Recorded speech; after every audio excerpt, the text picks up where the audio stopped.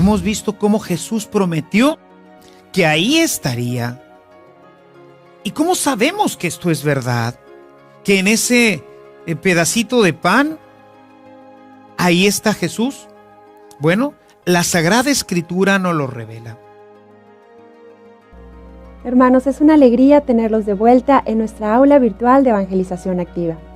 Durante las siguientes sesiones profundizaremos en una de las promesas más hermosas que Jesús nos hizo antes de regresar al cielo junto a su Padre y que podemos encontrar en su palabra. Yo estaré con ustedes hasta el final de los tiempos. Jesús es el Emmanuel, el Dios con nosotros, y hoy mismo quiere hacerse presente en tu vida. Lamentablemente estamos tan acostumbrados a creer por lo que hayamos visto, tocado o sentido, que de este modo vamos haciendo a un lado nuestra fe, lo que nos deja en una posición mucho más complicada para poder aceptar esta realidad. Acompáñanos a descubrir a Jesús, verdadero Dios y verdadero hombre, el verdadero amigo que se queda en medio de nosotros por este milagro de amor llamado Eucaristía.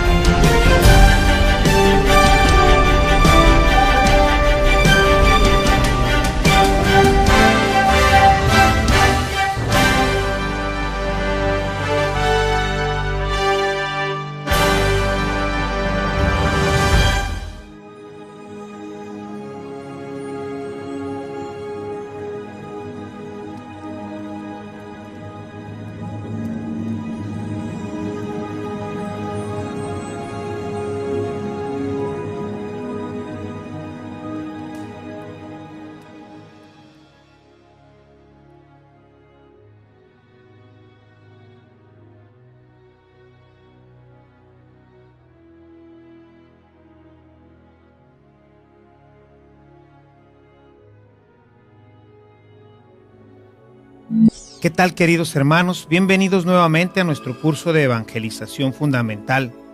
Vamos a iniciar hoy un nuevo capítulo. Terminamos ya nuestro capítulo 3 acerca de las principales enseñanzas que Jesús nos dejó. Vamos a iniciar ahora un nuevo capítulo, las principales promesas de Jesús. Jesús no solamente vino a enseñarnos, sino también vino a hablarnos de realidades y de elementos maravillosos que nosotros como cristianos podemos vivir. Unas de estas promesas se irán cumpliendo directamente aquí entre nosotros, pero algunas otras serán cumplidas hasta la eternidad. En esta unidad vamos a ver las promesas de Jesús. Jesús hizo grandes y maravillosas promesas para cada uno de nosotros. Algunas de ellas las podremos nosotros ya empezar a vivir, se cumplirán aquí entre nosotros. Y algunas de ellas están referidas a la vida eterna, para que nosotros nos sintamos siempre animados, para que podamos nosotros sentirnos con ese deseo de alcanzar estas promesas. Básicamente, aunque fueron muchas cosas las que Jesús nos dijo, prácticamente podríamos resumir las promesas de Jesús en 3. La primera promesa, Él nos dice que estará con nosotros siempre. La segunda promesa que nos hace es que nosotros estaremos con Él siempre. Aquí en la tierra Jesús estará con nosotros siempre, es promesa de Él. Pero también nos ofreció, nos prometió que estaríamos con Él eternamente, que con Él conviviríamos y pasaríamos toda la eternidad. Y para que estas dos promesas se pudieran realizar, nos hizo una tercera y grandísima promesa, que es la promesa del Espíritu Santo. Estas 3 grandes promesas resumen y nos ayudan a trabajar, a sentir su presencia y a crecer sobre todo en una relación íntima, profunda y personal con Él, que, como decíamos desde el inicio de nuestro curso, pues es uno de los grandes objetivos de su venida aquí entre nosotros. Y bien, pues vamos a iniciar con la primer promesa. La primer promesa: yo estaré con ustedes. Hemos visto ya la importancia de la oración y de cómo la penitencia como un instrumento de la gracia para crecer en nuestra relación con Dios y así poder superar todos nuestros pecados, todas nuestras deficiencias. Vamos a iniciar ahora este nuevo tema que son las promesas de Jesús. En ellas vamos a ir descubriendo esta maravilla. Como decíamos ahorita, Él estará con nosotros hasta el fin del mundo. Nosotros estaremos con Él por toda la eternidad. Y para que estas dos se cumplan, Él nos dará el Espíritu Santo. Iniciamos pues con este tema de la presencia de Jesús con nosotros hasta el final de los tiempos. Jesús, en el Evangelio de Mateo, en el capítulo 28, en el verso 20, nos dice lo siguiente. Dice Jesús: vayan y enséñenles a poner por obra todo lo que les he mandado, y sepan que yo estaré con ustedes todos los días hasta el final de los tiempos. Esta es una de las citas que debemos de tener subrayada en nuestras Biblias, porque es una promesa grandísima. Dios no se fue, Él se quedó con nosotros.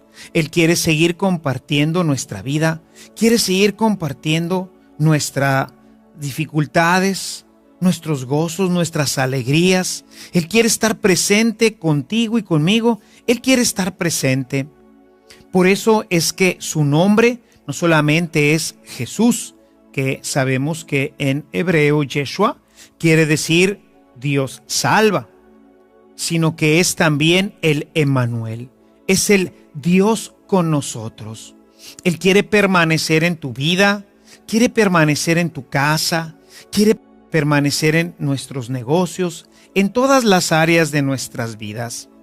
Y bueno, pues como Él ahora ciertamente pues todavía tiene cuerpo, pero sin embargo es un cuerpo glorioso en donde Él puede pues controlar a voluntad si se deja ver o si no se deja ver, si pasa a nuestro ámbito físico y podemos tener la experiencia sensible de Él, o si prefiere estar pues así un poco, diríamos nosotros, escondido.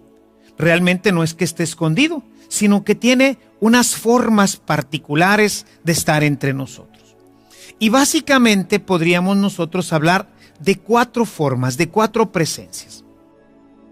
Una de ellas, quizás la más importante, es la de la Eucaristía. Jesús está presente entre nosotros a través del sacramento eucarístico. Una segunda presencia es la de los hermanos, sobre todo, como lo veremos en unos momentos más, en los más necesitados. Ha querido quedarse también en su palabra. Aquí en su palabra encontraremos la presencia real. Y finalmente, ha querido quedarse en los obispos y en los sacerdotes. Formas sensibles, formas tangibles, a través de las cuales nosotros podemos encontrar a Jesús continuamente cerca de nosotros. Él ha prometido estar con nosotros y continuar con nosotros hasta el final de este mundo. Y quisiera pues hoy iniciar con esta primera forma de la presencia de Jesús en nuestra vida, que es muy importante y que a veces no valoramos. Hay tantísimos cristianos que no valoran la Eucaristía. Hay mucha gente que va a misa, pero ¿cuánta gente comulga? Hoy nuestras estadísticas nos dicen que solamente el 17%, en el mejor de los casos, el 17% de nuestra población cristiana católica asiste a la misa. Eso deja al 83% completamente al margen de esta presencia maravillosa, transformante de Jesús en nuestras vidas. Pero lo que también es muy triste es que de este 17% que hoy asiste a nuestras celebraciones, en la mayoría de los casos no llega al 50% las personas que se acercan a comulgar. Y esto de veras, pues es, casi podría yo decir que es trágico. Imaginen ustedes, de todo el pueblo de Dios, podríamos decir que ni siquiera el 6 o el 7% se acerca a recibir la comunión, a participar de esta presencia transformante en el alma que nos hace sentir la dulzura, la alegría, la paz que Dios quiere comunicarnos a través de su Hijo amado Jesucristo. Y esto porque la gente hoy no se acerca a comulgar. Esta primera presencia, la presencia de Jesús en la Eucaristía, es una presencia que ciertamente es una presencia escondida. Podemos pensar en el tiempo en que Jesús estuvo entre nosotros que no era fácil para sus contemporáneos descubrirlo. Descubrir en este hombre, ¿verdad? En esta persona que caminaba entre ellos y descubrir que Él era pues realmente Dios, que Él era realmente pues alguien que ellos no podían ver. Ellos veían simplemente a un ser humano como nosotros, que hablaba como nosotros, que caminaba como nosotros, que participaba de la vida como nosotros, que comía como nosotros.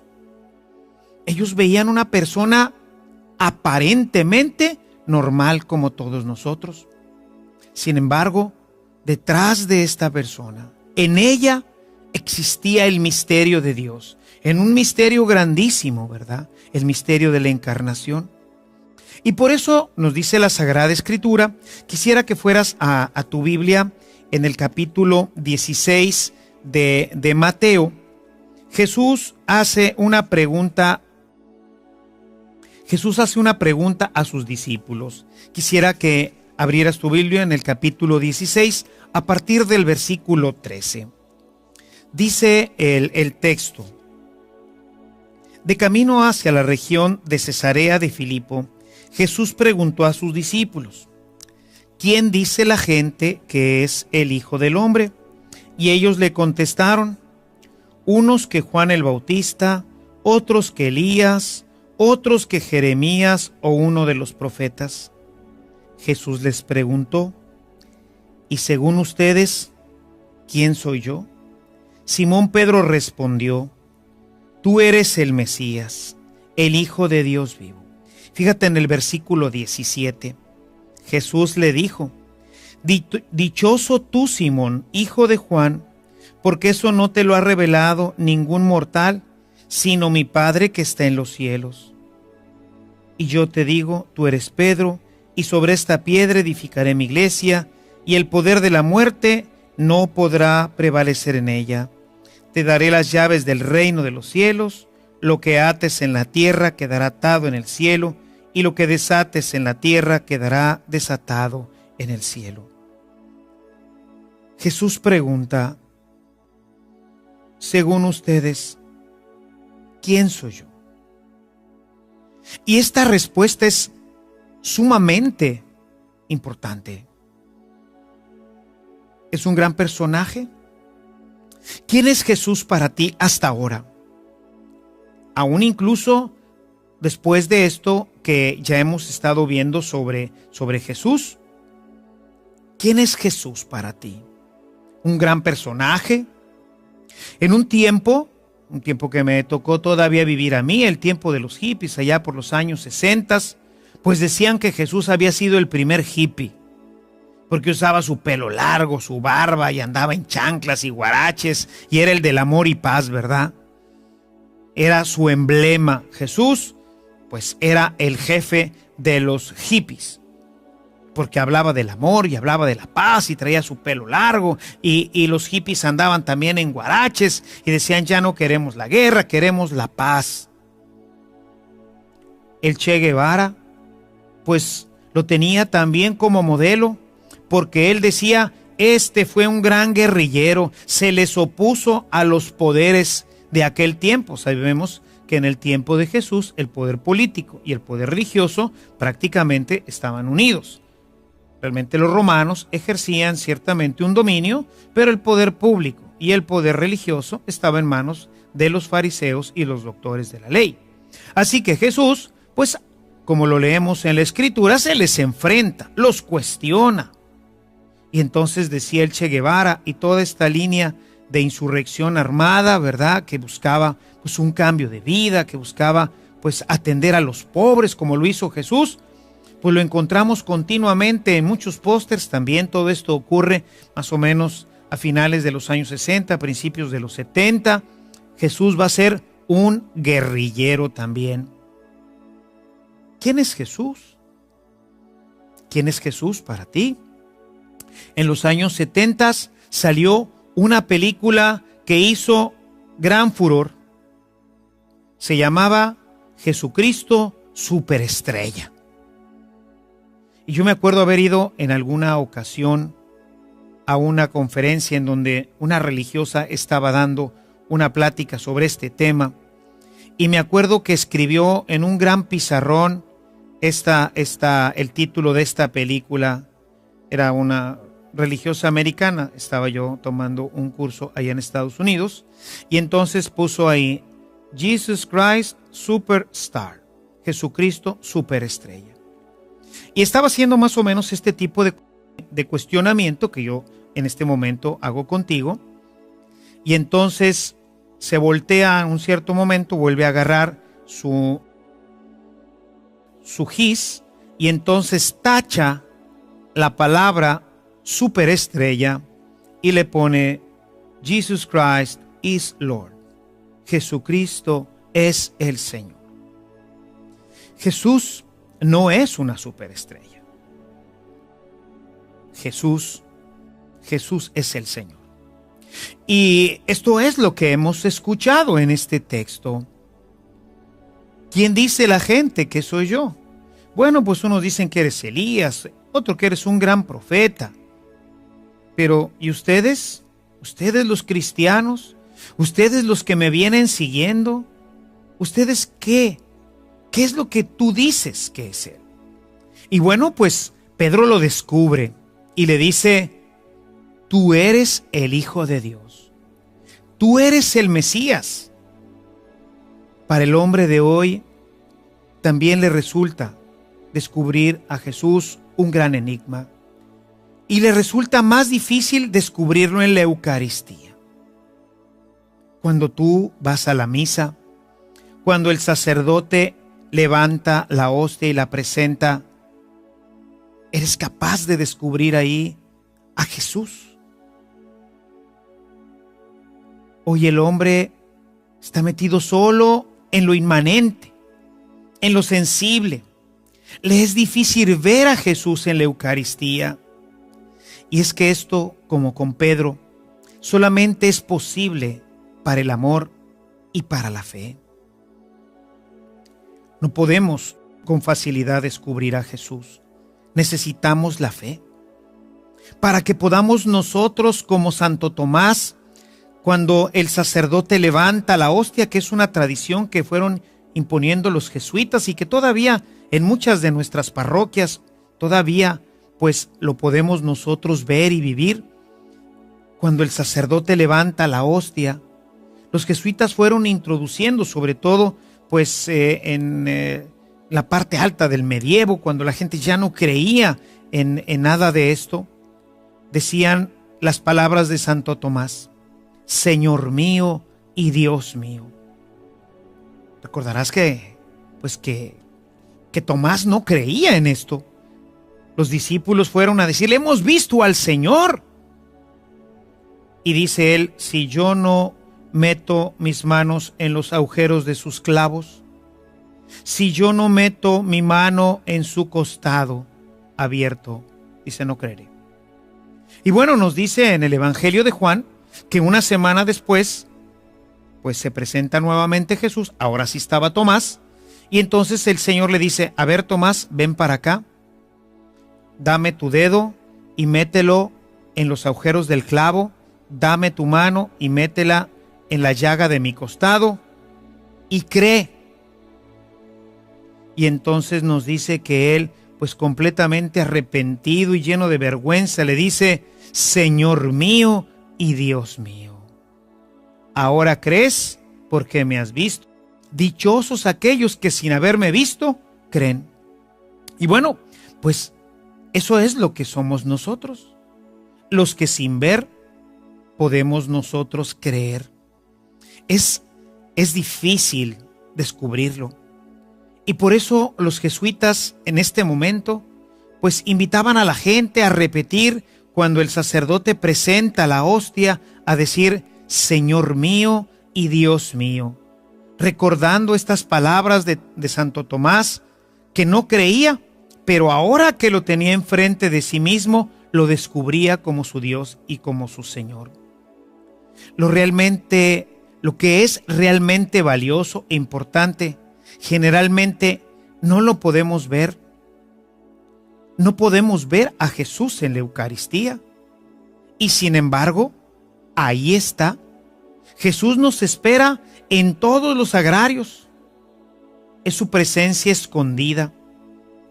Decía uno de los pastorcitos, Francisco, decía que es la presencia de su Jesús escondido. Y este niño de apenas 9 años se iba a pasar las tardes completas ahí, a un ladito del sagrario, en la iglesia de su comunidad. Y ahí estaba con su Jesús escondido. Él tampoco lo podía ver, pero sabía que ahí estaba.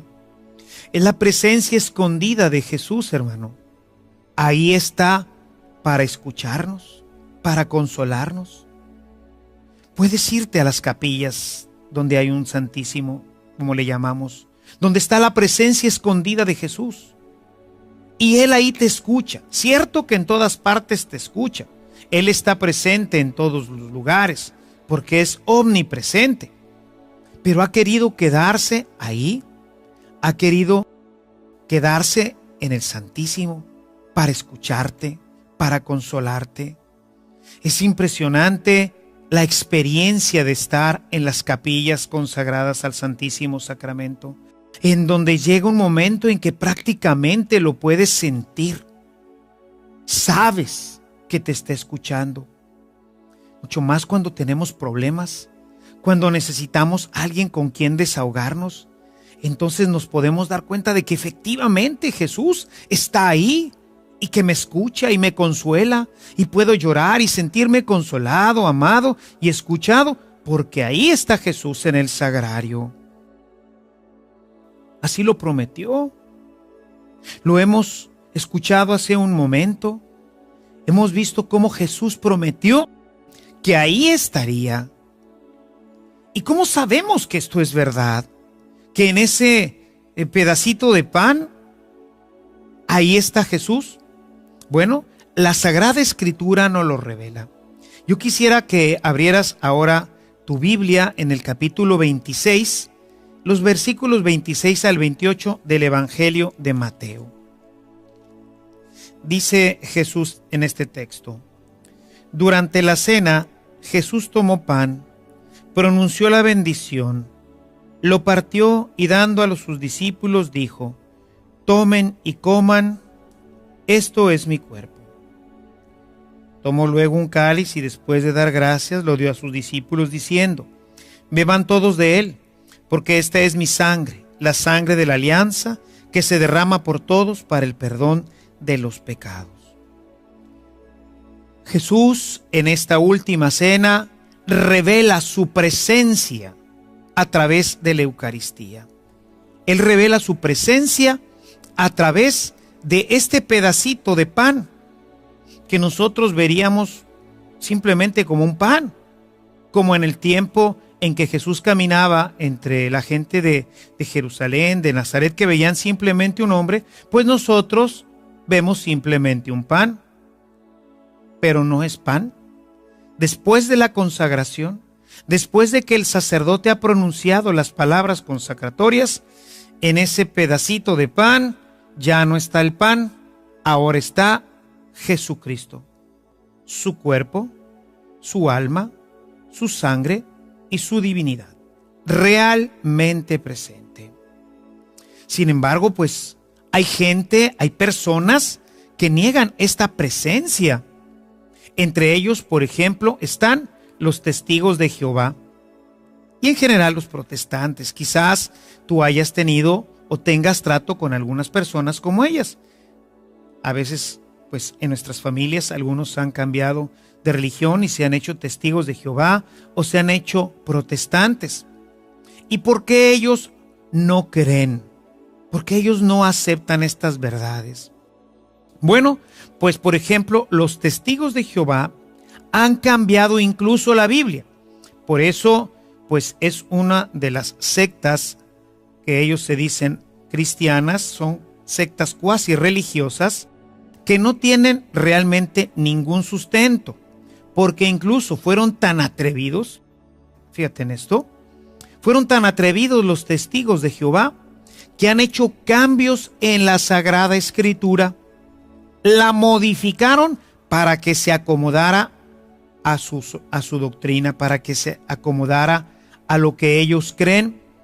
Y en este texto que acabamos de leer, en este capítulo 26, en los versos 26 y en el 28, Jesús claramente, como te lo acabo ahorita de leer, dice Jesús: durante la cena tomó pan, pronunció la bendición, lo partió y dándolo a sus discípulos dijo: tomen y coman, esto es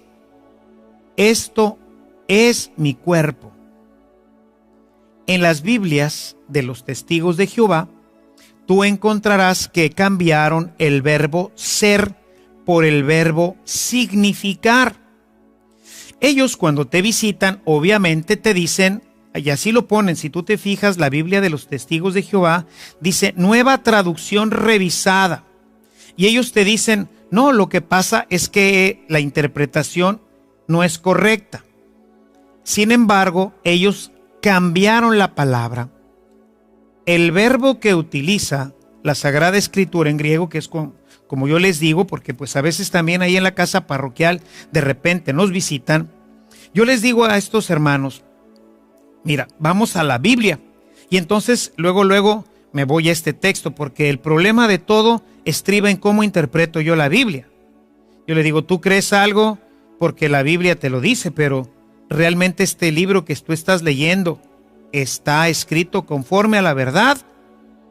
¿O ya le hicieron modificaciones? Porque pues yo a esta Biblia le puedo poner cualquier cosa y decir lo que yo quiera, pero eso es lo que dijo Jesús. Nosotros la recibimos directamente de los apóstoles. Y las únicas Biblias que están cambiadas, si recordarás, te lo decía al inicio de nuestra formación, la única Biblia que está cambiada, modificada en su texto, es la de los testigos de Jehová. Ellos cambiaron la palabra del verbo ser, que sería estin, ¿verdad? Esto es mi cuerpo, la cambiaron y dicen sus Biblias, si en alguna ocasión tienes la oportunidad de leerlo o alguno de los hermanos por ahí te visita, pues va a decir, esto significa, no es. Una cosa es que las cosas signifiquen, ¿verdad? Yo soy en un momento dado una significación de Jesús, pero yo no soy Jesús. Y lo que tenemos en la Eucaristía no es un símbolo, no es un signo, es realmente la presencia. Esto es mi cuerpo. Y lo que comieron los discípulos, lo que seguimos comiendo nosotros, los cristianos, es el cuerpo de Jesús. Después de la consagración, no significa. Cuando vamos, por ejemplo, a una primera comunión, verás que pues ponen ahí sobre el altar trigos y panes y ponen también vino. Bueno, todo eso significa, son signos de la Eucaristía. Pero esa no es la Eucaristía. La Eucaristía está en el pan ácimo, en el pan que se consagra y que deja de ser pan para empezar a ser el cuerpo y la sangre de Cristo. Sin embargo, ellos cambiaron el verbo estin por el verbo griego semeion, que tiene el valor de significar. Y claro, ellos dicen que es una nueva traducción de la Biblia. Sin embargo, esto es completamente equivocado. En griego, la palabra ser y significar es completamente diferente. Uno es el verbo ser y otro es la palabra significar. Y lo que ellos tienen ahí en sus Biblias es significar.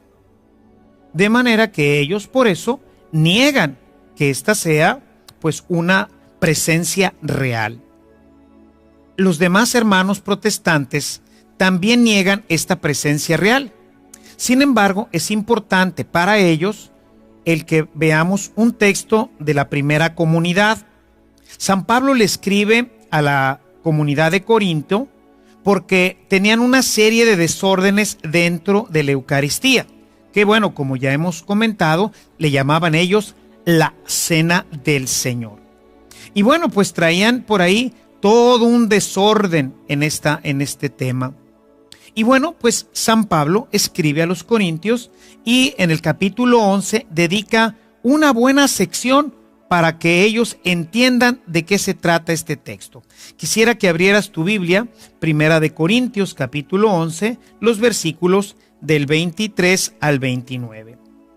Y ahí vamos a darnos cuenta de cómo San Pablo corrige a la comunidad para que ellos entiendan que verdaderamente lo que tienen en sus manos no es un pedazo de pan, no significa el cuerpo de Cristo, no significa su sangre, sino es verdaderamente el cuerpo y la sangre del Señor.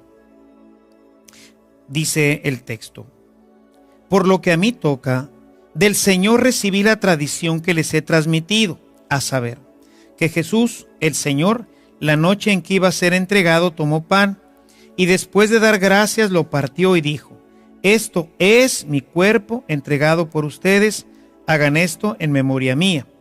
Igualmente, después de cenar, tomó el cáliz y dijo: este es el cáliz de la nueva alianza sellada con mi sangre. Cuantas veces beban de él, háganlo en memoria mía. Así pues, siempre que coman este pan y beban de este cáliz, anuncian la muerte del Señor hasta que él venga. Escucha el verso 27. Por eso, quien coma el pan o beba el cáliz del Señor indignamente, gente que no se confiesa, gente que cree que va a pararse a recibir un caramelo, una cosa así, que no lo hace con la devoción, o sea, siendo consciente de lo que está recibiendo, escucha lo que dice: peca contra el cuerpo y la sangre del Señor.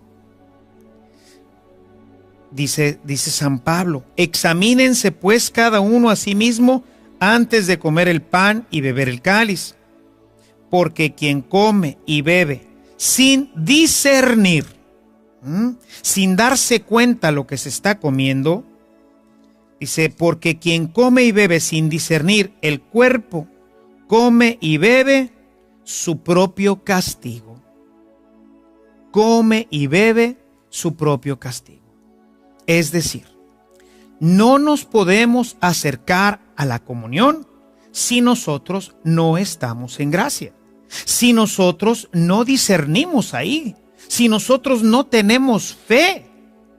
Por eso el sacerdote, cuando te va a dar la comunión, te muestra la comunión y la pone delante de tus ojos y te dice: el cuerpo de Cristo. Y tú dices: amén, que quiere decir: es verdad, sí creo, así es, así era, así será siempre. La palabra amén por eso no se ha traducido, porque tiene muchos significados dentro de la mentalidad hebraica. Significa sí creo, sí es, me adhiero, lo comprendo.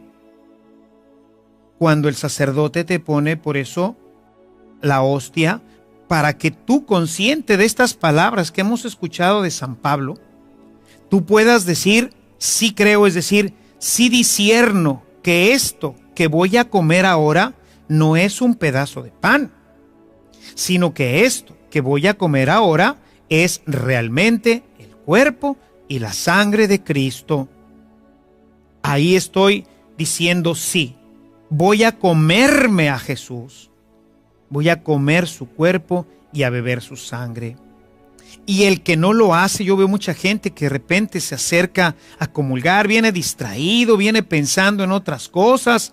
No me ha faltado, sobre todo en los jóvenes, pero también en algunos adultos, que se acercan a comulgar con un chicle en la boca.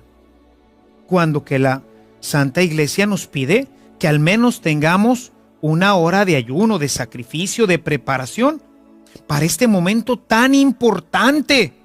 Recibir el cuerpo y la sangre de Jesús. No, ahí viene la gente masticando su chiclote, volteando para un lado, saludando a los amigos. Hola, ¿cómo están? Sí, ahorita nos vemos a la salida para irnos al cine, etcétera. El que come sin discernir, mira qué duras las palabras de Pablo. El que come sin discernir el cuerpo de Cristo, dice, se come su propia condenación. En vez de ser un alimento que haga bien al alma, se convierte en un alimento que destruye nuestra vida eterna. Por eso es importante que nosotros hagamos conciencia cuando nos acercamos a comer y a beber del cuerpo y de la sangre del Señor. Y lo más importante es que esta presencia no solamente es para tenerlo cerca, para poder hablar con Él, sino que Jesús lo puso como una condición, se dice en latín, sine qua non, es decir, sin la cual no puedo tener vida eterna. Una persona que no comulga, una persona que no come y no bebe de la sangre del Señor, no puede tener vida eterna.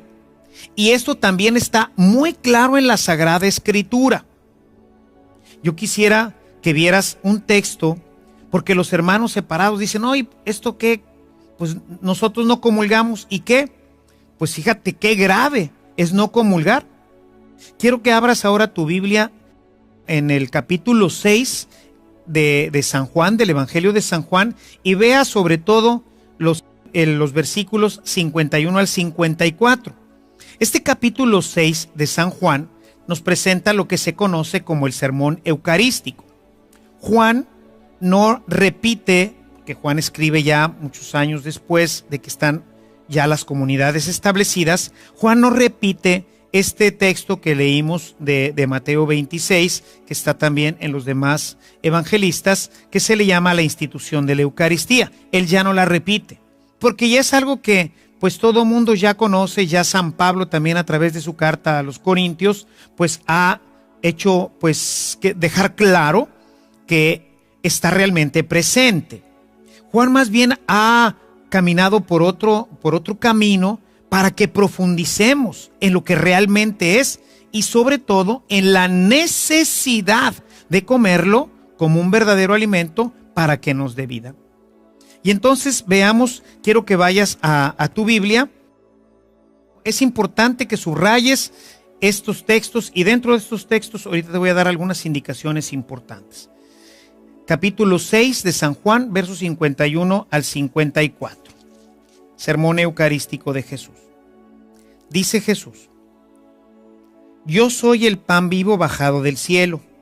El que come de este pan vivirá para siempre. El pan que yo daré es mi carne, yo la doy para la vida del mundo. Versículo 51. Yo soy el pan bajado del cielo. Él es este pan.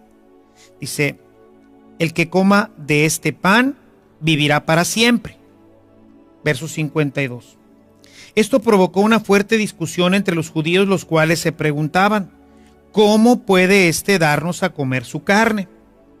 Jesús les dijo, yo les aseguro que si no comen la carne del Hijo del Hombre y no beben su sangre, no tendrán vida en ustedes. El que come mi carne y bebe mi sangre tiene vida eterna, y yo lo resucitaré el último día. Mi carne es verdadera comida y mi sangre es verdadera bebida. El que come mi carne y bebe mi sangre vive en mí y yo vivo en él. Un texto verdaderamente importante.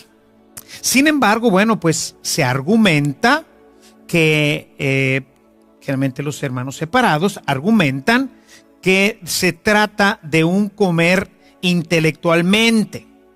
Es decir, cuando yo leo, me estoy alimentando también mi alma. Vamos a ver esto más adelante cuando veamos la palabra de Dios. Pero es a través de la palabra como también me alimento. Sin embargo, pues esto está usado en un sentido metafórico, no en un sentido real. Y a veces es que usamos este sentido metafórico. Por ejemplo, ¿cómo le dice el novio a la novia que la quiere mucho? Y le dice, te voy a comer a besos. ¿Y qué quiere decir? ¿Que la va a morder o cómo está? No, es simplemente que la va a llenar de besos. Es un sentido metafórico, es un sentido poético. Y en general nuestros hermanos separados dicen que Jesús está hablando aquí en un sentido así, en un sentido metafórico, no en un sentido real. Hay algunos ejemplos que nos lo presentan así también. Hay un texto, por ejemplo, en Ezequiel 3, en el capítulo 3, en el verso 1, en donde podemos ver cómo hay efectivamente esta visión también o esta forma de hablar metafórica en el sentido de comer. Yo quisiera que fueras al texto de Ezequiel 3:1. Dice el texto. Y me dijo, hijo de hombre, come este libro y ve luego hablar al pueblo de Israel. Está hablando de comerse el libro de la ley. Sabemos que Ezequiel no se comió el libro de la ley. Imagínate que el libro de la ley pues sería no sé cuántos rollos de papiro.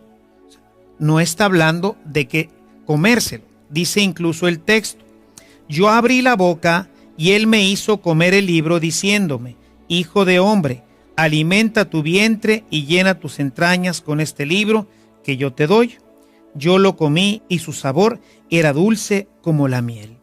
Está hablando de lo dulce que es la palabra, en fin, está hablando en un sentido verdaderamente poético, metafórico. Y entonces, pues podría haber quedado la duda de si efectivamente Jesús estaba hablando en este texto de Juan 6, si estaba hablando en un sentido metafórico, como en este caso de Ezequiel, o estaba verdaderamente hablando de comer. Los griegos, regreso a mi texto, si quieres regresar a tu texto de Juan 6, Jesús en este texto habla de comer y cuando nosotros lo leemos en español, siempre vamos a encontrar la palabra comer. Sin embargo, los griegos tienen dos palabras para comer que son distintas. Una de ellas es trogon y la otra es phagein. Son dos palabras distintas. Las dos significan comer. Sin embargo, phagein, el verbo comer, puede tener todos los usos, ¿verdad? Por ejemplo, pues esta palabra seguramente ya la has oído combinada. Antropófago. El antropófago se come a la gente. Se la mastica, ¿verdad? Son esa gente que vive pues en algunas partes aisladas y que todavía tienen esa pues mala costumbre, por ejemplo, de comerse a sus enemigos. Hacen una guerra y bueno, pues a algunos de los cadáveres y a algunos de los que están vivos los matan precisamente para comérselos. Son antropófagos, se comen físicamente la carne. Pero puede tener también, esta palabra phagein, puede ser usada en un sentido metafórico. Este texto que te acabo de leer de Ezequiel, en la Biblia de los 70, que se llama así, ya la vimos al principio de nuestras reuniones, esta Biblia está escrita en griego, y si tú fueras a una Biblia de los 70, una Biblia en griego del Antiguo Testamento, encontrarías que en este pasaje de Ezequiel 3:1 le dice el ángel come, y la palabra que aparece es del verbo phagein. Sin embargo, San Juan fue muy precavido, sabiendo que esto pudiera malinterpretarse. Así que a partir del versículo 54, porque es quizás uno de los más importantes, de ahí empieza la parte pues medular de esto, dice en el verbo 54. el que come mi carne y bebe mi sangre tiene vida eterna y yo lo resucitaré en el último día. Esta es la gran promesa que veremos en nuestra próxima reunión. Como Jesús nos promete estar con nosotros estar con Él eternamente. Hasta aquí, hasta el verso 53, San Juan viene usando todas las veces que dice en todo el texto, desde el inicio hasta el versículo 53, absolutamente en todas ha usado el verbo phagein, siempre que tiene que decir que hay que comer algo, siempre ha usado el verbo phagein. Sin embargo, a partir del versículo 54, y lo usa por 3 veces, usa el verbo trogon, que significa masticar, es decir, comer masticando, roer, morder. Con esto quería evitar que la gente como tú y como yo, muchos siglos después de estos eventos, pudiera pensar, como hoy lo hacen los hermanos separados, que lo único que hacemos es una cosa significativa, una cosa simbólica, como algunos han dicho, bueno, pues si acaso se habrá hecho en algún momento y Jesús lo habrá hecho en la última cena, pero esto pues no es así, ¿verdad? No nos podemos comer la carne de nadie. Y bueno, pues esta es la palabra de Dios, por eso San Juan quiso cambiar el verbo phagein y utilizar ahora el verbo trogon, para que entendieran que tenían que masticarlo, morderlo. Obviamente, ¿cuál fue la reacción de la gente? Pues la hizo entrar en una crisis. Imagínense ustedes que los judíos no podían ni siquiera comer carne de cerdo, porque era una carne impura. Ahora imagínense, pues la antropofagia estaba completamente prohibida. Y lo que Jesús le está diciendo es que para que puedan tener vida y Él los pueda resucitar, tienen que comer, masticar, morder, se tienen que convertir en antropófagos, tienen que darle de mordidas a Jesús y comerse su carne. Esto obviamente en toda la gente que lo está escuchando, pues va a causar una verdadera crisis. El mismo San Juan nos relata esta crisis. Un poquito más adelante, verso 60 de este mismo texto de Juan 6 dice: muchos de sus discípulos, al oír a Jesús decir esto, dijeron: esta doctrina es inadmisible. Esta doctrina es inadmisible. ¿Quién puede aceptarla? Es decir, ¿quién puede aceptar que para que tú puedas tener vida y para que puedas estar con Él y para que puedas permanecer con Él y para que puedas seguir siendo su discípulo y para que puedas llegar a la vida eterna, te tienes que comer un pedazo de carne del hombre que te lo está hablando? O sea, imagínate que ahorita yo, para que tú pudieras seguir siendo cristiano, te dijera que tienes que venir y morderme. O sea, que tienes que comer la carne de tu sacerdote o de algún hermano y tienes que comerla, morderla, roerla, masticarla, que es el verbo trogon. Pues tú dirías, no hombre, están locos, esta gente son caníbales, antropófagos, o sea, simplemente es inadmisible. Y dice que mucha gente se empezó a ir, ya no lo seguían. Jesús pues ve que la cosa se puso grave, pero pues que tenía que decirles la verdad, que el que no come y no bebe de su cuerpo y de su sangre, pues no tiene vida eterna y Él no lo puede resucitar. Es como un alimento que va nutriendo todo nuestro ser, toda nuestra persona, y como que la va preparando para el momento de la resurrección.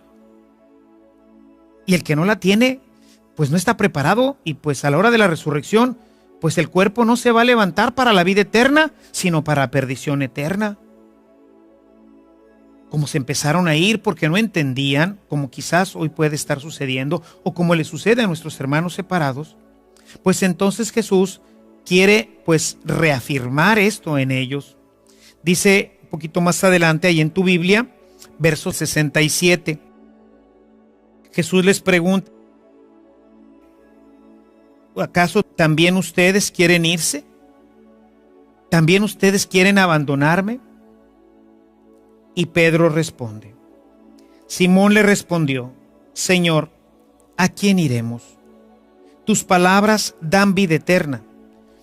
Nosotros creemos y sabemos que tú eres el Santo de Dios. O sea, ¿Qué está diciendo realmente San Pedro? San Pedro le está diciendo a Jesús: Señor, la verdad, esto que acabas de decir, a nosotros también nos suena una verdadera locura. No lo entendemos, no lo comprendemos. No sabemos cómo puede ser posible que vayamos a comer de tu carne y a beber de tu sangre. Eso no lo entendemos. Está velado a nosotros. Sin embargo, nosotros lo que creemos, nosotros lo que sabemos es que tú eres el Hijo de Dios. Lo que sabemos es que tú le dices a un muerto: levántate, y se para. Tú le dices a un paralítico: levántate, extiende tu brazo, y se cura.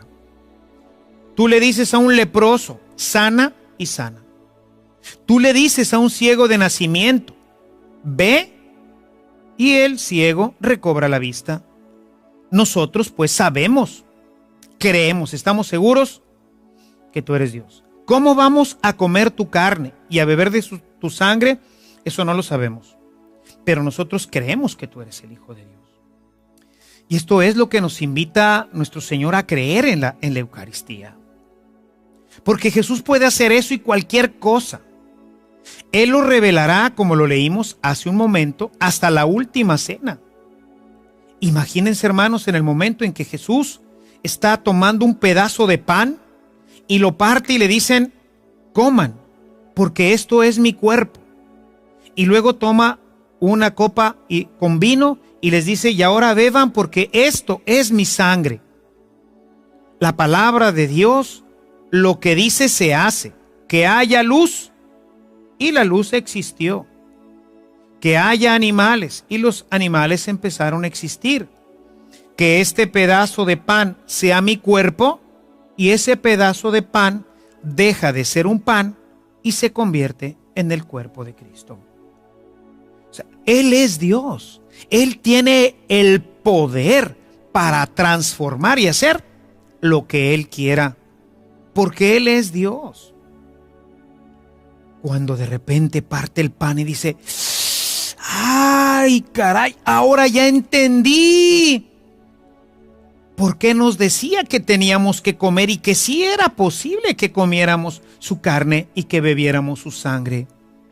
Y mis amados hermanos, esto lo hemos venido haciendo en la iglesia durante todos los siglos.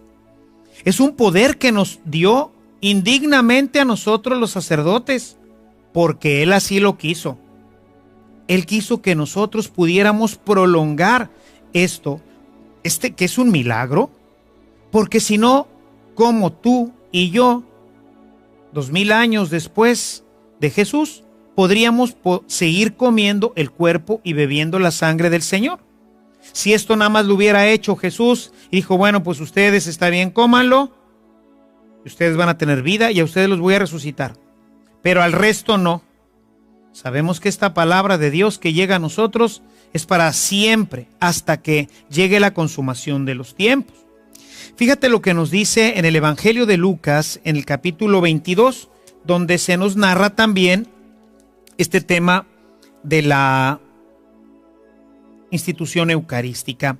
Los versículos leo para ti, ojalá y tengas tu Biblia ahí junto a ti, los versículos 19 y el 20. Dice: después tomó pan, dio gracias, lo partió y lo dio a sus discípulos, diciendo: esto es mi cuerpo, que se entrega por ustedes. Hagan esto en memoria mía. Y después de la cena hizo lo mismo con el cáliz, diciendo: este es el cáliz de la nueva alianza, sellada con mi sangre, que se derrama por todos ustedes. Háganlo. Háganlo ahora ustedes. Háganlo. Y el texto en griego, donde nos habla de la memoria, no utiliza la palabra recordar. No vamos a recordar. Para ellos la Pascua es un memorial. Es decir, vuelven a vivir en ese momento la salida de Egipto. Nosotros en la misa, en la Eucaristía, en el momento de la consagración, estamos todos los discípulos y el sacerdote en ese momento actúa, como se acostumbra decir en latín, actúa en persona Christi. Es decir, es realmente Cristo. Por eso el sacerdote no dice, este es el cuerpo de Cristo. No dice, esto es mi cuerpo y esto es mi sangre. El sacerdote en ese momento asume plenamente la persona de Jesús por el sacramento de la ordenación, de la cual hablaremos más adelante, y es capaz de transformar ese pequeño pan en el cuerpo de Cristo para que tú y yo lo podamos recibir. Porque sin este pan, sin este alimento, sin el cuerpo y la sangre de Jesús, como hemos leído, pues no podremos tener vida. En el verso 53, que no podemos desconectar del 54, decimos que en el 53 todavía usa la palabra phage en el Evangelio de San Juan. Si gusta regresar nuevamente a este texto, en el Evangelio de San Juan, en el capítulo 6, en el verso 53, fíjate cómo es tremendamente contundente el Señor. Jesús les dijo, yo les aseguro que si no comen la carne del Hijo del Hombre y no beben su sangre, no tendrán vida en ustedes. Y cuando dice Jesús, yo se los aseguro, está siendo enfático, está queriendo determinar que es algo sin lo cual no podemos tener vida en nosotros. Yo les aseguro. Y si Jesús, el Hijo de Dios, te asegura que si tú no comes de su carne y bebes de su sangre no tienes vida, pues es que eso así es, ¿verdad? Por eso la primera comunidad así lo entendió y así lo vivía. Encontraríamos muchos textos, Hechos 2:42, Hechos 27 y otros más, en donde podemos ver cómo la comunidad se reunía cada semana para celebrar la Eucaristía, para comer y para beber de la sangre y del cuerpo del Señor, que como leíamos hace un momento en la primera carta de San Pablo a los Corintios, en el capítulo 11, a partir del verso 23, ¿verdad? Pues nos damos cuenta de que había pues un gran desorden en aquella comunidad. Y entonces había gente que llegaba y comía antes y otros no les daban a los demás y unos traían cosas muy ricas y los otros frijolitos. Y ya aquello ya se había convertido en otra cosa, se había perdido completamente el elemento de la cena eucarística, que la iglesia con el paso del tiempo fue purificando.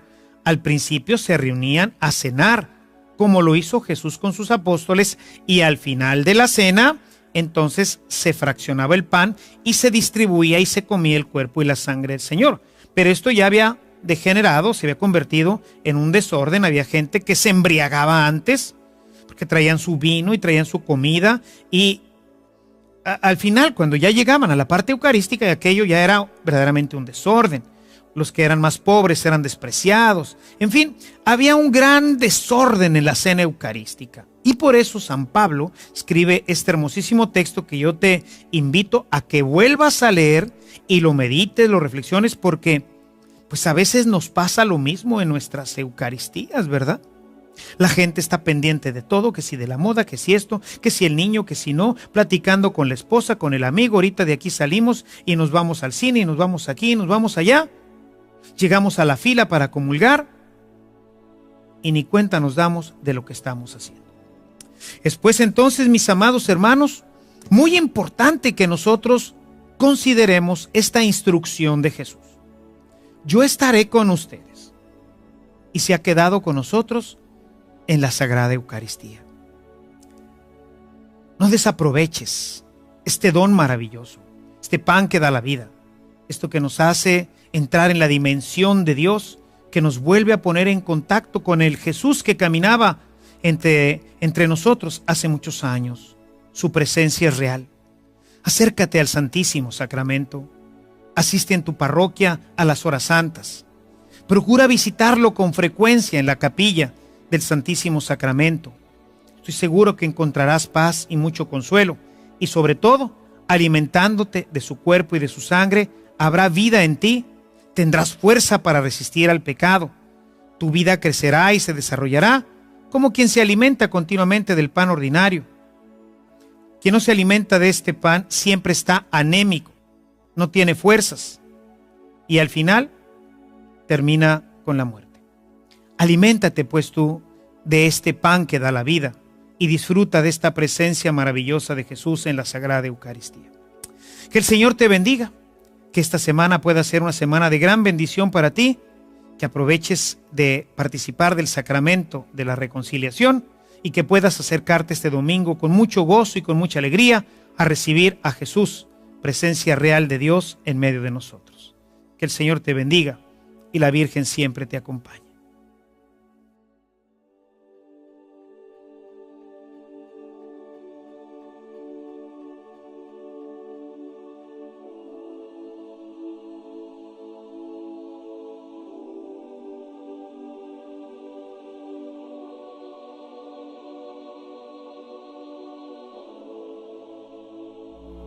Gracias por continuar con nosotros. En la siguiente sesión descubrirás que Jesús quiere seguir haciéndose presente en tu vida, pero ahora te mostrará cómo encontrarlo mediante su palabra, y así encontrar el camino que conduce al Padre. Hasta entonces.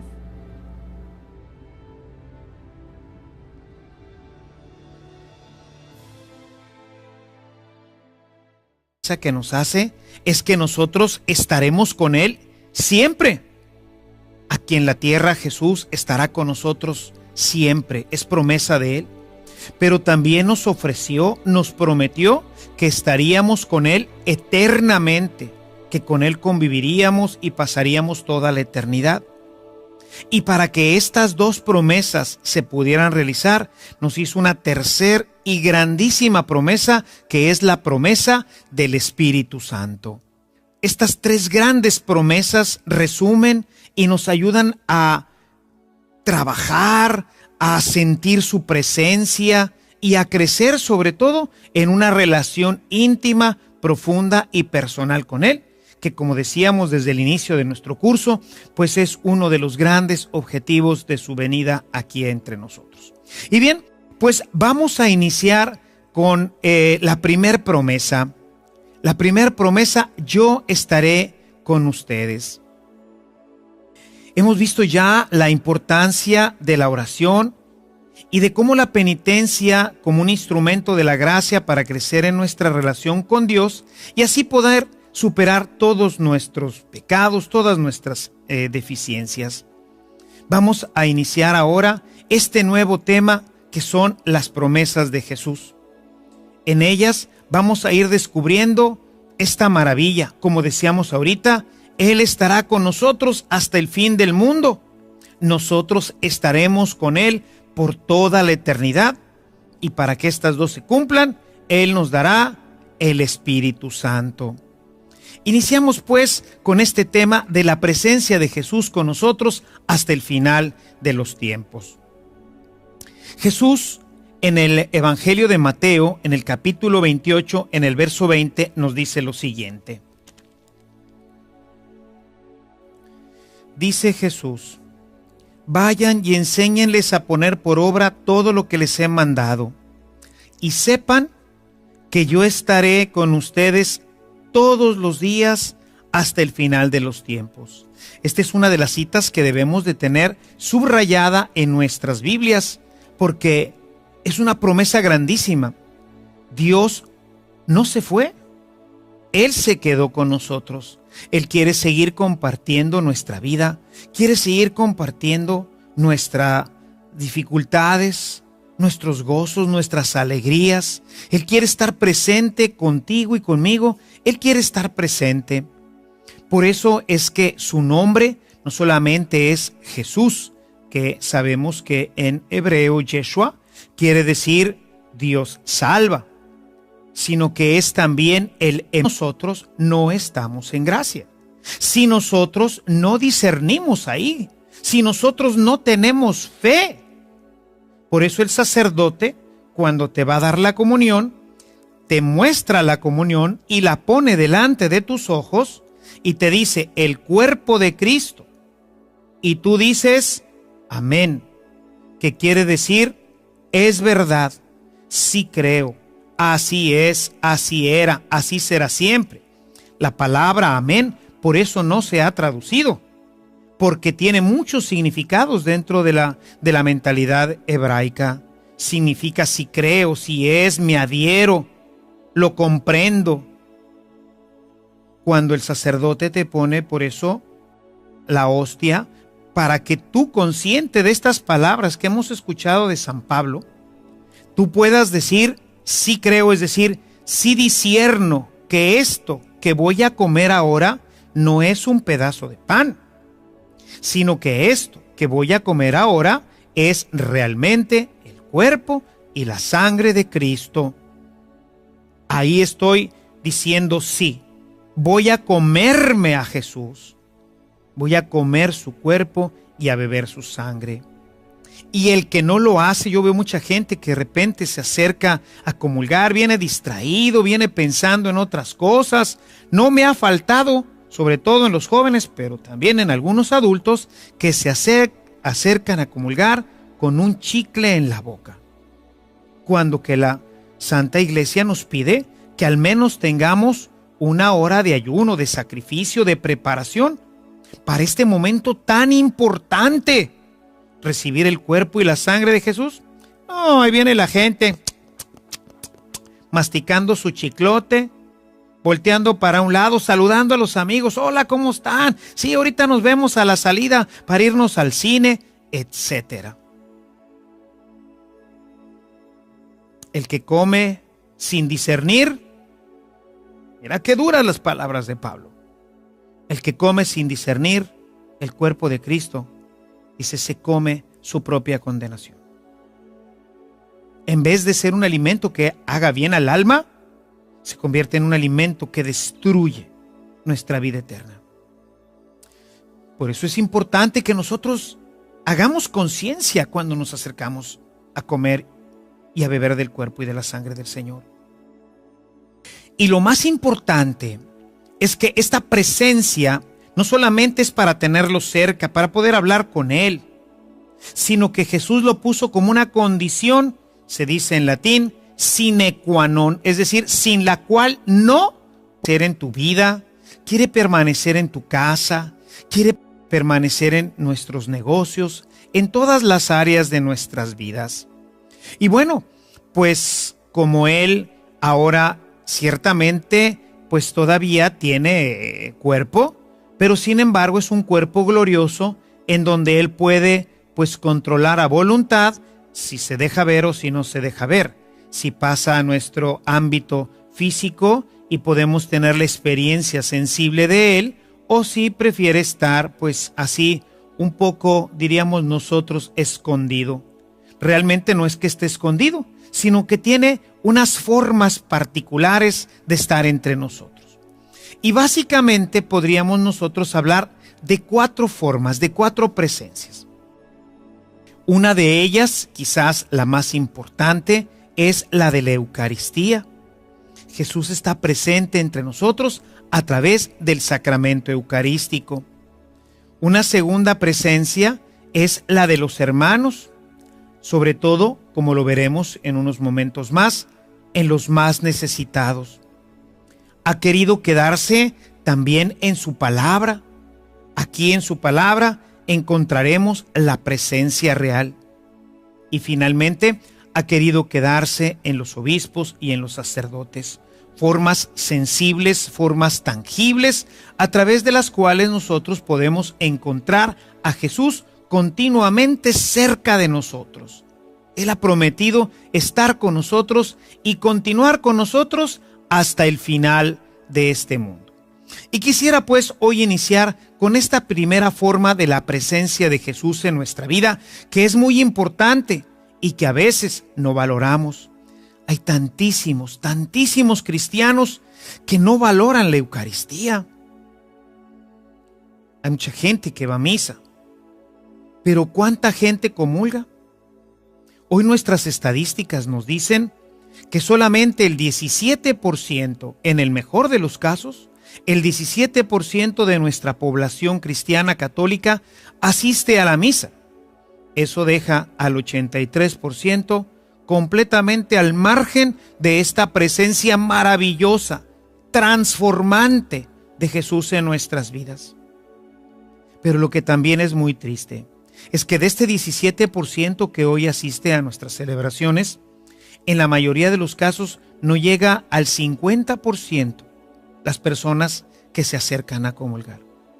Y esto de veras, pues es, casi podría yo decir que es trágico.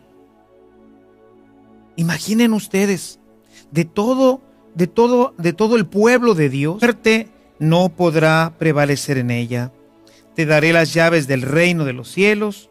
Lo que ates en la tierra quedará atado en el cielo, y lo que desates en la tierra quedará desatado en el cielo. Jesús pregunta, según ustedes, ¿quién soy yo? Y esta respuesta es sumamente importante. ¿Es un gran personaje? ¿Quién es Jesús para ti hasta ahora? Aún incluso después de esto que ya hemos estado viendo sobre Jesús, ¿quién es Jesús para ti? ¿Un gran personaje? En un tiempo que me tocó todavía vivir a mí, el tiempo de los hippies, allá por los años 60, pues decían que Jesús había sido el primer hippie, porque usaba su pelo largo, su barba, y andaba en chanclas y guaraches, y era el del amor y paz, ¿verdad? Era su emblema. Jesús, pues era el jefe de los hippies, porque hablaba del amor y hablaba de la paz y traía su pelo largo, y los hippies andaban también en guaraches y decían, ya no queremos la guerra, queremos la paz. El Che Guevara, pues lo tenía también como modelo, porque él decía, este fue un gran guerrillero, se les opuso a los poderes de aquel tiempo. Sabemos que en el tiempo de Jesús el poder político y el poder religioso prácticamente estaban unidos. Realmente los romanos ejercían ciertamente un dominio, pero el poder público y el poder religioso estaba en manos de los fariseos y los doctores de la ley. Así que Jesús, pues como lo leemos en la Escritura, se les enfrenta, los cuestiona. Y entonces decía el Che Guevara y toda esta línea de insurrección armada, ¿verdad?, que buscaba pues un cambio de vida, que buscaba pues atender a los pobres como lo hizo Jesús, pues lo encontramos continuamente en muchos pósters. También todo esto ocurre más o menos a finales de los años 60, principios de los 70. Jesús va a ser un guerrillero también. ¿Quién es Jesús? ¿Quién es Jesús para ti? En los años 70 salió una película que hizo gran furor. Se llamaba Jesucristo Superestrella. Y yo me acuerdo haber ido en alguna ocasión a una conferencia en donde una religiosa estaba dando una plática sobre este tema. Y me acuerdo que escribió en un gran pizarrón el título de esta película. Era una religiosa americana. Y yo te digo, tú eres Pedro, y sobre esta piedra edificaré mi iglesia, y el poder de la muerte no podrá prevalecer en ella. Te daré las llaves del reino de los cielos. Lo que ates en la tierra quedará atado en el cielo, y lo que desates en la tierra quedará desatado en el cielo. Jesús pregunta, según ustedes, ¿quién soy yo? Y esta respuesta es sumamente importante. ¿Es un gran personaje? ¿Quién es Jesús para ti hasta ahora? Aún incluso después de esto que ya hemos estado viendo sobre Jesús, ¿quién es Jesús para ti? ¿Un gran personaje? En un tiempo que me tocó todavía vivir a mí, el tiempo de los hippies, allá por los años 60, pues decían que Jesús había sido el primer hippie, porque usaba su pelo largo, su barba, y andaba en chanclas y guaraches, y era el del amor y paz, ¿verdad? Era su emblema. Jesús, pues era el jefe de los hippies, porque hablaba del amor y hablaba de la paz y traía su pelo largo, y los hippies andaban también en guaraches y decían, ya no queremos la guerra, queremos la paz. El Che Guevara, pues lo tenía también como modelo, porque él decía, Este fue un gran guerrillero, se les opuso a los poderes de aquel tiempo. Sabemos que en el tiempo de Jesús el poder político y el poder religioso prácticamente estaban unidos. Realmente los romanos ejercían ciertamente un dominio, pero el poder público y el poder religioso estaba en manos de los fariseos y los doctores de la ley. Así que Jesús, pues como lo leemos en la Escritura, se les enfrenta, los cuestiona. Y entonces decía el Che Guevara y toda esta línea de insurrección armada, ¿verdad?, que buscaba pues un cambio de vida, que buscaba pues atender a los pobres como lo hizo Jesús, pues lo encontramos continuamente en muchos pósters. También todo esto ocurre más o menos a finales de los años 60, principios de los 70. Jesús va a ser un guerrillero también. ¿Quién es Jesús? ¿Quién es Jesús para ti? En los años 70 salió una película que hizo gran furor. Se llamaba Jesucristo Superestrella.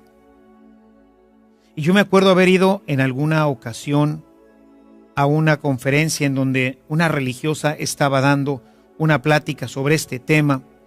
Y me acuerdo que escribió en un gran pizarrón, y esto es lo que hemos escuchado en este texto. ¿Quién dice la gente que soy yo? Bueno, pues unos dicen que eres Elías, otro que eres un gran profeta. Pero, ¿y ustedes? ¿Ustedes los cristianos? ¿Ustedes los que me vienen siguiendo? ¿Ustedes qué? ¿Qué es lo que tú dices que es Él? Y bueno, pues Pedro lo descubre y le dice: tú eres el Hijo de Dios. Tú eres el Mesías. Para el hombre de hoy también le resulta descubrir a Jesús un gran enigma, y le resulta más difícil descubrirlo en la Eucaristía. Cuando tú vas a la misa, cuando el sacerdote levanta la hostia y la presenta, ¿eres capaz de descubrir ahí a Jesús? Hoy el hombre está metido solo en lo inmanente, en lo sensible. Le es difícil ver a Jesús en la Eucaristía. Y es que esto, como con Pedro, solamente es posible para el amor y para la fe. No podemos con facilidad descubrir a Jesús. Necesitamos la fe para que podamos nosotros, como Santo Tomás, cuando el sacerdote levanta la hostia, que es una tradición que fueron imponiendo los jesuitas y que todavía en muchas de nuestras parroquias todavía pues lo podemos nosotros ver y vivir. Cuando el sacerdote levanta la hostia, los jesuitas fueron introduciendo, sobre todo pues en la parte alta del medievo, cuando la gente ya no creía en nada de esto, decían las palabras de Santo Tomás: Señor mío y Dios mío. Recordarás que Tomás no creía en esto. Los discípulos fueron a decirle: hemos visto al Señor. Y dice él: si yo no meto mis manos en los agujeros de sus clavos, si yo no meto mi mano en su costado abierto, dice, no creeré. Y bueno, nos dice en el Evangelio de Juan que una semana después, pues se presenta nuevamente Jesús. Ahora sí estaba Tomás, y entonces el Señor le dice: a ver, Tomás, ven para acá, dame tu dedo y mételo en los agujeros del clavo, dame tu mano y métela en la llaga de mi costado y cree. Y entonces nos dice que él, pues completamente arrepentido y lleno de vergüenza, le dice: Señor mío y Dios mío. Uno, dice el texto: y me dijo: hijo de hombre, come este libro y ve luego a hablar al pueblo de Israel. Está hablando de comerse el libro de la ley. Sabemos que Ezequiel no se comió el libro de la ley. Imagínate que el libro de la ley pues sería no sé cuántos rollos de papiro. No está hablando de que comérselo. Dice incluso el texto: Yo abrí la boca y él me hizo comer el libro diciéndome: Hijo de hombre, alimenta tu vientre y llena tus entrañas con este libro que yo te doy. Yo lo comí y su sabor era dulce como la miel. Está hablando de lo dulce que es la palabra, en fin, está hablando en un sentido verdaderamente poético, metafórico. Y entonces, pues podría haber quedado la duda de si efectivamente Jesús estaba hablando en este texto de Juan 6, si estaba hablando en un sentido metafórico, como en este caso de Ezequiel, o estaba verdaderamente hablando de comer. Los griegos, regreso a mi texto, si quieres regresar a tu texto de Juan 6, Jesús en este texto habla de comer, y cuando nosotros lo leemos en español, siempre vamos a encontrar la palabra comer. Sin embargo, los griegos tienen dos palabras para comer que son distintas. Una de ellas es trogon y la otra es phagein.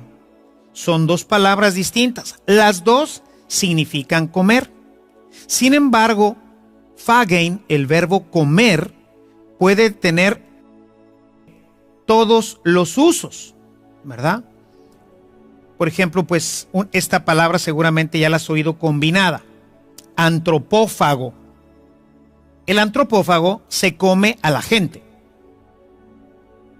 Se la mastica, ¿verdad? Son esa gente que vive pues en algunas partes aisladas y que todavía tienen esa pues mala costumbre, por ejemplo, de comerse a sus enemigos. Hacen una guerra y bueno, pues a algunos de los cadáveres y a algunos de los que están vivos los matan precisamente para comérselos. Son antropófagos, se comen físicamente la carne. Pero puede tener también, esta palabra phagein, puede ser usada en un sentido metafórico. Este texto que te acabo de leer de Ezequiel, en la Biblia de los 70s, que se llama así, ya la vimos al principio de nuestras reuniones, esto obviamente en toda la gente que lo esté escuchando, pues va a causar una verdadera crisis. El mismo San Juan nos relata esta crisis. Un poquito más adelante, verso 60 de este mismo texto de Juan 6, dice: muchos de sus discípulos, al oír a Jesús decir esto, dijeron: esta doctrina es inadmisible. Esta doctrina es inadmisible. ¿Quién puede aceptarla? Es decir, ¿quién puede aceptar que para que tú puedas tener vida y para que puedas estar con Él y para que puedas permanecer con Él y para que puedas seguir siendo su discípulo y para que puedas llegar a la vida eterna, te tienes que comer un pedazo de carne del hombre que te lo está hablando? O sea, imagínate que ahorita yo, para que tú pudieras seguir siendo cristiano, te dijera que tienes que venir y morderme. O sea, que tienes que comer la carne de tu sacerdote o de algún hermano y tienes que comerla, morderla, roerla, masticarla, que es el verbo trogón. Pues tú dirías, no hombre, están locos, esta gente son caníbales, antropófagos, o sea, simplemente es inadmisible. Y dice que mucha gente se empezó a ir. Ya no lo seguían. Jesús pues ve que la cosa se puso grave, pero pues que tenía que decirles la verdad, que el que no come y no bebe de su cuerpo y de su sangre, pues no tiene vida eterna y Él no lo puede resucitar. Es como un alimento que va nutriendo todo nuestro ser, toda nuestra persona, y como que la va preparando para el momento de la resurrección. Y el que no la tiene, pues no está preparado, y pues a la hora de la resurrección, pues el cuerpo no se va a levantar para la vida eterna, sino para la perdición eterna. Como se empezaron a ir porque no entendían, como quizás hoy puede estar sucediendo, o como le sucede a nuestros hermanos separados, pues entonces Jesús quiere pues reafirmar esto en ellos. Dice un poquito más adelante ahí en tu Biblia, verso 67, Jesús les pregunta: ¿acaso también ustedes quieren irse? ¿También ustedes quieren abandonarme? Y Pedro responde. Simón le respondió: Señor, ¿a quién iremos? Tus palabras dan vida eterna. Nosotros creemos y sabemos que tú eres el Santo de Dios. ¿Qué está diciendo realmente San Pedro? San Pedro le está diciendo a Jesús: Señor, la verdad, esto que acabas de decir, a nosotros también nos suena una verdadera locura. No lo entendemos, no lo comprendemos. No sabemos cómo puede ser posible que vayamos a comer de tu carne y a beber de tu sangre. Eso no lo entendemos. Escribe ya muchos años después de que están ya las comunidades establecidas. Juan nos repite este texto que leímos de Mateo 26, que está también en los demás evangelistas, que se le llama la institución de la Eucaristía. Él ya no la repite, porque ya es algo que pues todo mundo ya conoce. Ya San Pablo también, a través de su carta a los Corintios, pues ha hecho pues que dejar claro que está realmente presente. Juan más bien ha caminado por otro camino para que profundicemos en lo que realmente es, y sobre todo en la necesidad de comerlo como un verdadero alimento para que nos dé vida. Y entonces veamos, quiero que vayas a tu Biblia. Es importante que subrayes estos textos, y dentro de estos textos ahorita te voy a dar algunas indicaciones importantes. Capítulo 6 de San Juan, versos 51 al 54. Sermón eucarístico de Jesús. Dice Jesús: Yo soy el pan vivo bajado del cielo. El que come de este pan vivirá para siempre. El pan que yo daré es mi carne, yo la doy para la vida del mundo. Versículo 51. Yo soy el pan bajado del cielo. Él es este pan. Dice: el que coma de este pan vivirá para siempre. Verso 52. Esto provocó una fuerte discusión entre los judíos, los cuales se preguntaban: ¿cómo puede éste darnos a comer su carne? Jesús les dijo: yo les aseguro que si no comen la carne del Hijo del Hombre y no beben su sangre, no tendrán vida en ustedes. El que come mi carne y bebe mi sangre tiene vida eterna, y yo lo resucitaré el último día.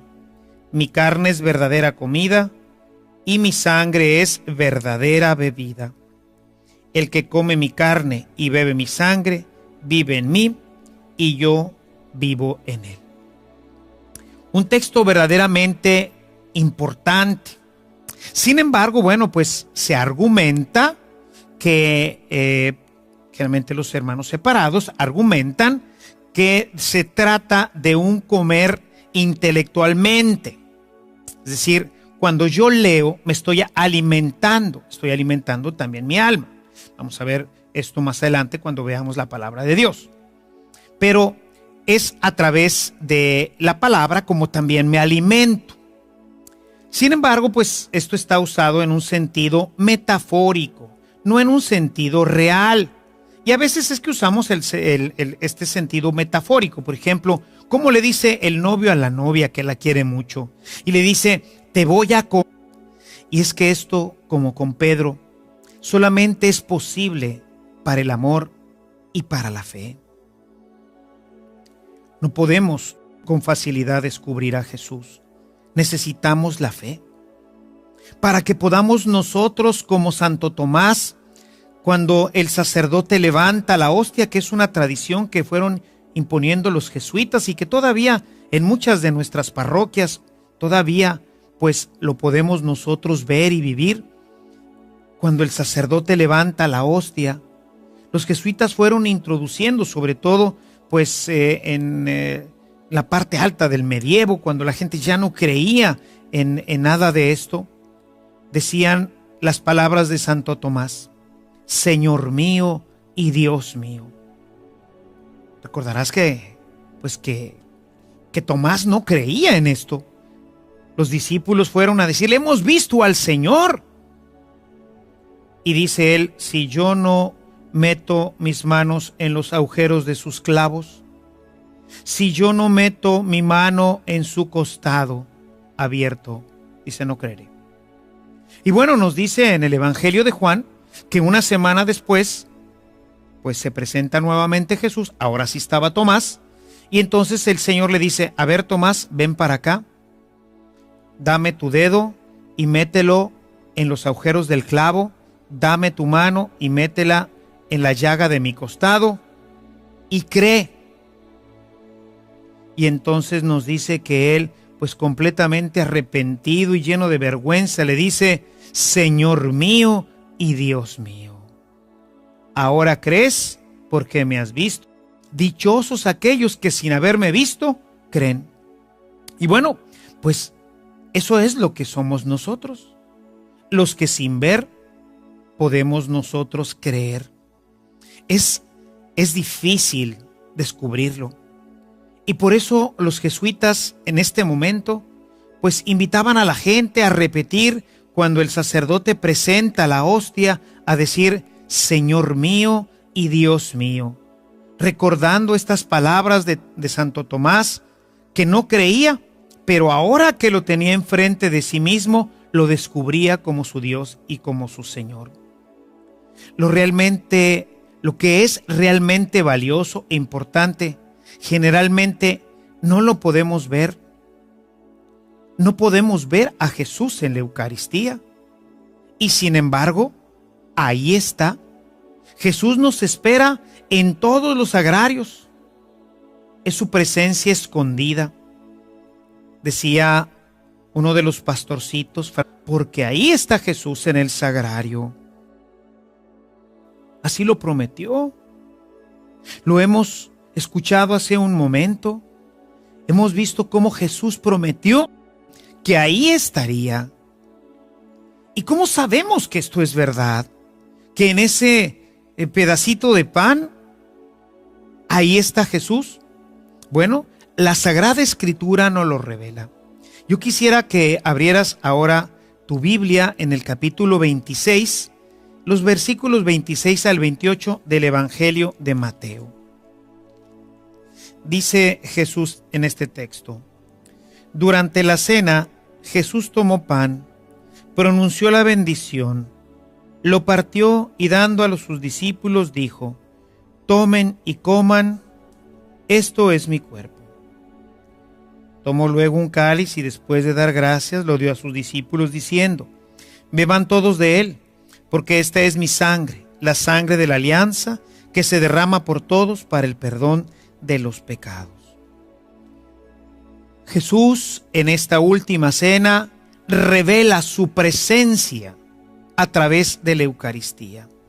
Él revela su presencia a través de este pedacito de pan que nosotros veríamos simplemente como un pan, como en el tiempo en que Jesús caminaba entre la gente de Jerusalén, de Nazaret, que veían simplemente un hombre, pues nosotros vemos simplemente un pan, pero no es pan.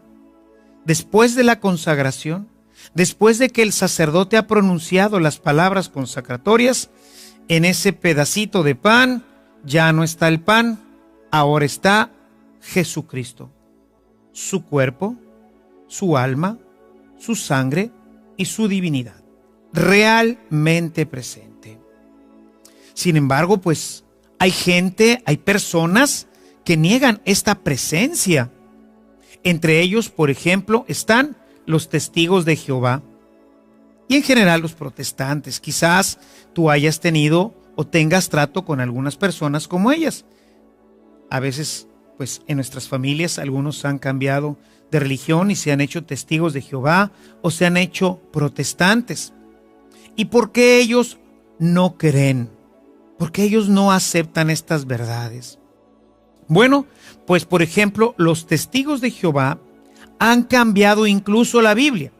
Por eso, pues es una de las sectas que ellos se dicen cristianas, son sectas cuasi religiosas que no tienen realmente ningún sustento, porque incluso fueron tan atrevidos, cuerpo, pero sin embargo es un cuerpo glorioso en donde Él puede pues controlar a voluntad si se deja ver o si no se deja ver, si pasa a nuestro ámbito físico y podemos tener la experiencia sensible de Él, o si prefiere estar pues así un poco, diríamos nosotros, escondido.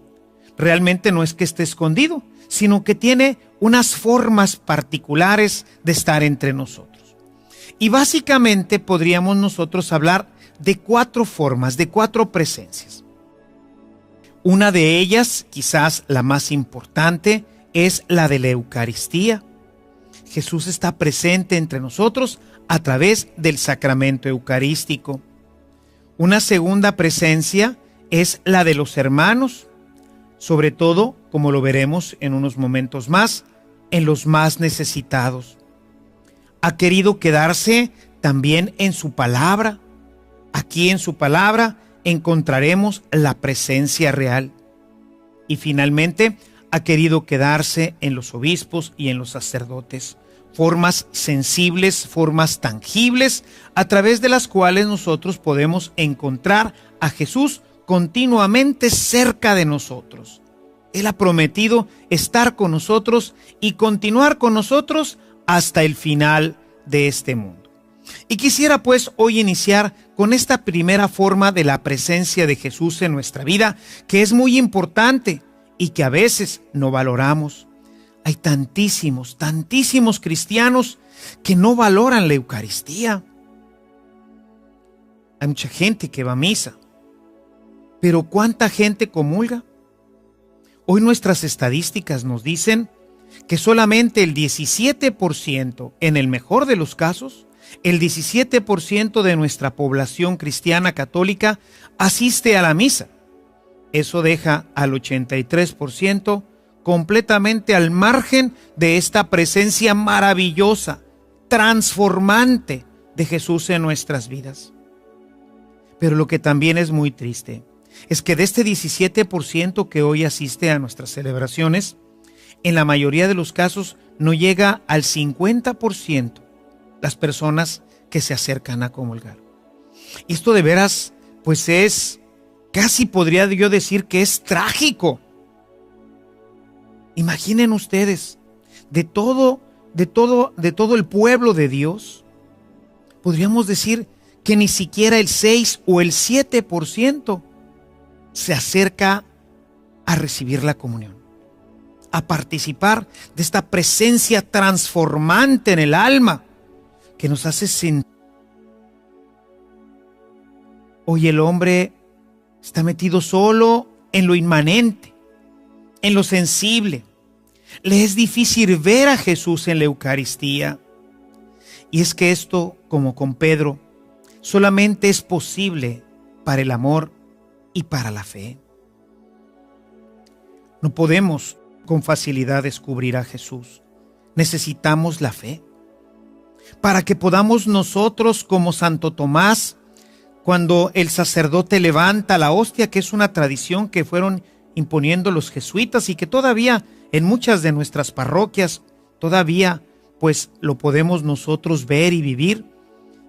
Cuando el sacerdote levanta la hostia, los jesuitas fueron introduciendo, sobre todo pues en la parte alta del medievo, cuando la gente ya no creía en nada de esto, decían las palabras de Santo Tomás: Señor mío y Dios mío. Recordarás que Tomás no creía en esto. Los discípulos fueron a decirle: hemos visto al Señor. Y dice él: si yo no meto mis manos en los agujeros de sus clavos, si yo no meto mi mano en su costado abierto, dice, no creeré.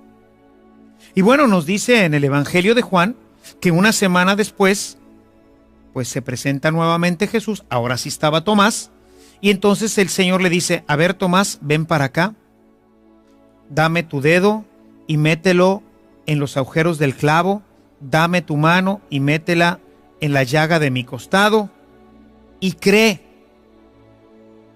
Y entonces nos dice que él, pues completamente arrepentido y lleno de vergüenza, le dice: Señor mío y Dios mío. Ahora crees porque me has visto. Dichosos aquellos que sin haberme visto creen. Y bueno, pues eso es lo que somos nosotros, los que sin ver podemos nosotros creer. Es difícil descubrirlo. Y por eso los jesuitas en este momento pues invitaban a la gente a repetir, cuando el sacerdote presenta la hostia, a decir: Señor mío y Dios mío. recordando estas palabras de Santo Tomás, que no creía, pero ahora que lo tenía enfrente de sí mismo, lo descubría como su Dios y como su Señor. Lo que es realmente valioso e importante, generalmente no lo podemos ver. No podemos ver a Jesús en la Eucaristía. Y la parte alta del medievo, cuando la gente ya no creía en nada de esto, decían las palabras de Santo Tomás: Señor mío y Dios mío. Recordarás que Tomás no creía en esto. Los discípulos fueron a decirle: hemos visto al Señor. Y dice él: si yo no meto mis manos en los agujeros de sus clavos, si yo no meto mi mano en su costado abierto, dice, no creeré. Y bueno, nos dice en el Evangelio de Juan que una semana después, pues se presenta nuevamente Jesús. Ahora sí estaba Tomás, y entonces el Señor le dice: a ver, Tomás, ven para acá, dame tu dedo y mételo en los agujeros del clavo, dame tu mano y métela en la llaga de mi costado y cree. Y entonces nos dice que él, pues completamente arrepentido y lleno de vergüenza, le dice: Señor mío y Dios mío. Ahora crees porque me has visto. Dichosos aquellos que sin haberme visto creen. Y bueno, pues eso es lo que somos nosotros, los que sin ver podemos nosotros creer. Es difícil descubrirlo. Y por eso los jesuitas en este momento pues invitaban a la gente a repetir, cuando el sacerdote presenta la hostia, a decir: Señor mío y Dios mío, recordando estas palabras de Santo Tomás, que no creía, pero ahora que lo tenía enfrente de sí mismo, lo descubría como su Dios y como su Señor. Lo que es realmente valioso e importante, generalmente no lo podemos ver. No podemos ver a Jesús en la Eucaristía. Y sin embargo, ahí está. Jesús nos espera en todos los sagrarios. Es su presencia escondida. Decía uno de los pastorcitos, Francisco, decía que es la presencia de su Jesús escondido. Y este niño de apenas 9 años se iba a pasar las tardes completas ahí, a un ladito del sagrario, en la iglesia de su comunidad. Y ahí estaba con su Jesús escondido. Él tampoco lo podía ver, pero sabía que ahí estaba. Es la presencia escondida de Jesús, hermano.